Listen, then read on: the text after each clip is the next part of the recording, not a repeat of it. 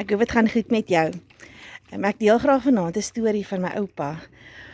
My oupa is onlangs oorlede, hy was 97 gewees en daar was soveel gedagtes en memories wat ek van hom het. Maar een van die onlangse onthou oomblikke wat ek aan gedink het, is ek het eendag by hom gaan kuier.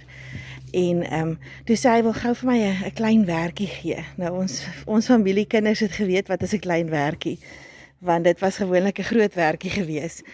Maar daardie dag gaan hy sy Bybel en ons gaan sit so in die sonnetjie en hy verduidelik dat hy die Bybelstudie moet lei, maar dat hy nie meer kan lees nie en hy wil graag hê ek moet hom help dat hy 'n psalm uit sy kop uit kan leer. Want hy kan nie meer mooi sien nie, maar hy wil die Bybel oopmaak en dan wil hy die psalm opsê asof hy hom lees, want hy voel skaam dat hy nie meer kan sien nie. So en hy wil nie hê mense moet hom help nie, hy wil graag self dit aanbied. En daai dag leer ek hom 'n psalm uit sy kop uit. En hy is net so amazing met dit gewees, hy het daai hele psalm geleer. En dit het my sommer net laat dink, wat doen ons met ons oë terwyl ons dit het? Eer jy die Here met jou oë. Hy het so 'n behoefte gehad om te kon lees, maar hy kon nie meer nie.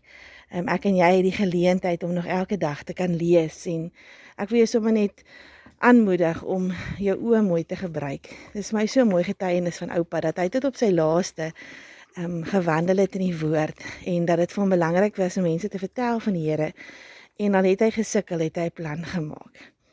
Mag jy ook altyd 'n plan maak om by die Here uit te kom. Ek hoop jy het 'n lekker dagie.